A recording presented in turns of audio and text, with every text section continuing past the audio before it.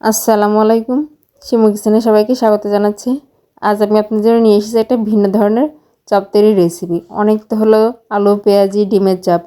এবার না একটু অন্য কিছু ট্রাই করা যাক। এবার আমি আপনাদের তৈরি করে দেখাবো ঝালের চপ বা মরিচের চপ। অনেকে হয়তো শুনে অবাক হতে পারেন যে ঝাল আবার মরিচের চপ হয় নাকি? হ্যাঁ, হয়। এই ঝালগুলো দেখতে যেমন সুন্দর, খেতেও কিন্তু অসম্ভব মজার। কিন্তু এটাতে কোনো ঝালের টেস্ট নেই। আমি আপনাদের এটা ভেঙে দেখাচ্ছি, দেখুন এর ভেতরটা ঠিক কতটা সুন্দর হয়। আর এই মরিচগুলোতে মানে একদমই ঝাল নেই বললেই চলে। তো চলুন আমরা মরিচের চপটা তৈরি করে নিই। এর জন্য এখানে আমি লম্বা লম্বা মরিচ নিয়ে নিয়েছি। আর এই মরিচগুলোতে একদম ঝাল নেই। আপনার বাজারে যে বললে যে ঝাল কমালা মরিচ দেন, তাহলে দিয়ে দেবে। এবার একটা ছুরির সাহায্যে আমি মরিচের মাঝখান থেকে একটু চিড়ে দিচ্ছি। এতে করে মরিচের মাঝে যে বিচিগুলো আছে সেগুলো আমি ভালোভাবে বের করে নিচ্ছি। আমি আবারও বলছি, এই মরিচগুলোতে কিন্তু একদমই ঝাল নেই। আমি আস্তে আস্তে বিচিগুলো হাত দিয়ে বের করে নিচ্ছি। আপনারা চাইলে চামচ দিয়েও বের করতে পারেন। আমি বিচিগুলো বের করে পরিষ্কার করে নিয়েছি। আমি সবগুলো ঝাল একইভাবে বিচি বের করে নিয়েছি। এবার ঝালগুলো ধুয়ে পরিষ্কার করে সামান্য একটু লবণ মাখিয়ে রেখে দিচ্ছি। এতে করে ঝালগুলো একটু সফট হয়ে যাবে। আমি লবণটা দিয়ে ভালোভাবে মেখে এবার এটাকে একটা সাইডে রেখে দিচ্ছি। এবার আমি চপ তৈরির জন্য বেসনের গোলা তৈরি করে নেব। এর জন্য এখানে আমি 1 কাপ বেসন নিয়ে নিয়েছি। এর মধ্যে দিয়ে দিচ্ছি 1/4 কাপ কর্নফ্লাওয়ার। আপনার চাইলে চালের গুঁড়াও দিতে পারেন। দিয়ে দিচ্ছি লাল মরিচের গুঁড়া, সামান্য ধনে গুঁড়া আর সামান্য জিরে গুঁড়া। এবার দিয়ে দিচ্ছি একটু হলুদ গুঁড়ো আর স্বাদ অনুযায়ী লবণ। এবার এই সমস্ত শুকনো উপকরণগুলো আমি চামচের সাহায্যে ভালোভাবে মিক্স করে নিচ্ছি। আমার মিক্স করা হয়ে গেছে। এবার এর মধ্যে দিয়ে দিচ্ছি 1 চা চামচ আদা রসুন বাটা আর 1 চা চামচ পেঁয়াজ বাটা। এবারে সমস্ত কিছু আমি ভালোভাবে মিক্স করে নেব।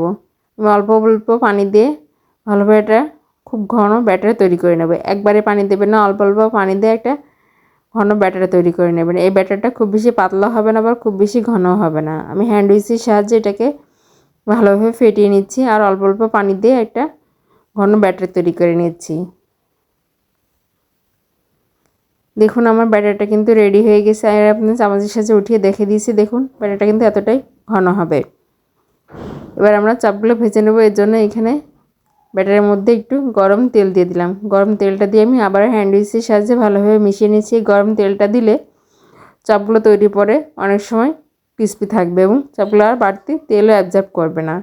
চুলায় আমি তেল বসিয়ে দিয়েছি, তেলটা গরম হয়ে গেছে। এবার মিশ্রণের ব্যাটারে আমি মরিচগুলো দিয়ে উঠিয়ে নিচ্ছি।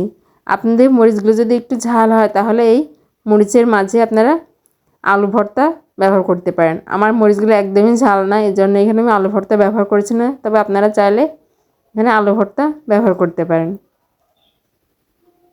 আমি একে একে মরিচগুলো দিয়ে দিচ্ছি। আর এগুলো ভাজতেও কিন্তু খুব বেশি সময় লাগে না। চুলা মিডিয়াম টু লো হিটে এটাকে 3 থেকে 4 মিনিট উল্টে পাল্টে ভাজলে এটা রেডি হয়ে যায়। আর এটা আপনি একবার তৈরি করে দেখতে পারেন, এটা খেতেও কিন্তু অসম্ভব মজা হয়। আর এটার ঝালটা এতই কম যে আমার 5 বছরের ছোটো বাচ্চাও কিন্তু সে এমনিতেই খেয়ে নিয়েছে। দেখুন আমার চপগুলো কিন্তু উল্টে পাল্টে খুব সুন্দর একটা কালার চলে এসছে। এগুলোকে আমি উল্টে পাল্টে একটা লাইট গোল্ডেন কালার করে ভেজে তুলে নেব। আমার চপগুলো ভাজা হয়ে গেছে, আমি এগুলো তুলে নিচ্ছি। আশা করছি আমার আজকের এই মরিচের চপ তৈরির রেসিপিটি সবার ভালো লাগবে। আর ভালো লাগলে প্লিজ আমার চ্যানেলটি সাবস্ক্রাইব করবেন।